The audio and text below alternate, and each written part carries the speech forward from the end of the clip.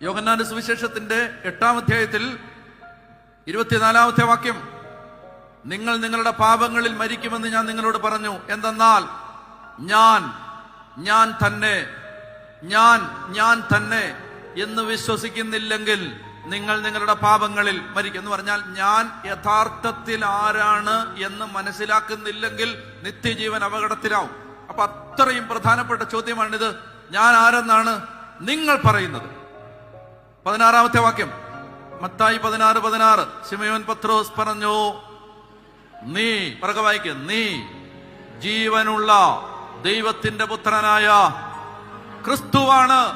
നീ ജീവനുള്ള ദൈവത്തിന്റെ പുത്രനായ ക്രിസ്തുവാണ്. കേട്ടോ, എന്തൊരു വലിയ സ്റ്റേറ്റ്മെന്റ് ആണ്.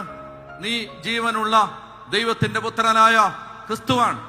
അചഞ്ചലമായ വിശ്വാസം, കാറ്റിലും കോളിലും ഉലയാത്ത വിശ്വാസം, ഏത് പ്രതിസന്ധി വന്നാലും തകരാത്ത വിശ്വാസം. അതായത് ഞാനിങ്ങനെയാണ് ചിന്തിക്കുന്നത്.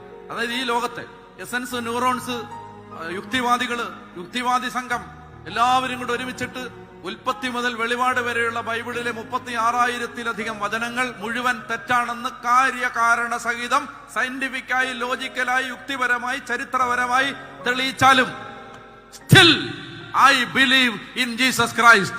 I believe in his divinity. ഞാൻ വിശ്വസിക്കുന്നു യേശു എനിക്ക് വേണ്ടി കുരിശിൽ മരിച്ച് എന്റെ പാപങ്ങളിൽ നിന്ന് എന്നെ വീണ്ടെടുത്ത് എനിക്ക് നിത്യ എന്ന് പറഞ്ഞാൽ ഈ ലോകത്ത് കാര്യകാരണ സഹിതം ഇതെല്ലാം തെറ്റാണെന്ന് ഈ ലോകം തെളിയിച്ചാലും നിങ്ങളുടെ അകത്തെഴുതപ്പെട്ട വിശ്വാസത്തിന് മാറ്റം വരുന്നില്ല. നിങ്ങൾക്ക് മനസ്സിലാവുന്നുണ്ടോ? അതായത് ഇതെല്ലാം മനുഷ്യൻ പറയാണ് ഇതെല്ലാം തെറ്റാണ്.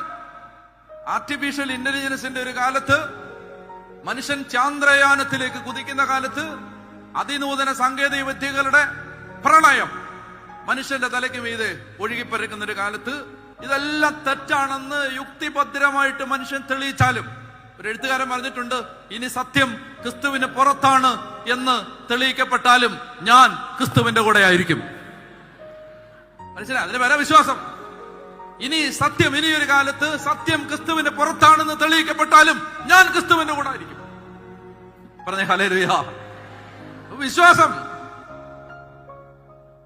അത് തലയ്ക്കകത്ത് രൂപപ്പെട്ട ആശയങ്ങളിൽ നിന്നുണ്ടാകുന്നതല്ല, അകത്തുറഞ്ഞുകൂടിയ വെളിപാട്. നിങ്ങൾക്ക് പിടിയിട്ടുന്നുണ്ടോ? ഇത് വെളിപാടുള്ളവനെ അനക്കാൻ പറ്റില്ല. ആരെങ്കിലും ഒരു കൊടി പിടിച്ചാലോ, ഒരു ജാഥ നയിച്ചാലോ, ആരെങ്കിലും ചില തെറ്റിദ്ധാരണകൾ പരത്തിയാലോ, ആരെങ്കിലും ചില നുഴഞ്ഞുകയറ്റങ്ങൾ നടത്തിയാലോ, ആരെങ്കിലും ഒരു ലീഫ്ലെറ്റ് തന്നാലോ, ആരെങ്കിലും ചില വാക്യങ്ങൾ, ഒറ്റപ്പെട്ട വാക്യങ്ങൾ എടുത്ത് നിങ്ങളുടെ കൺമുമ്പിൽ കാണിച്ചു തന്നാലോ ഒന്നും ഇളകാത്ത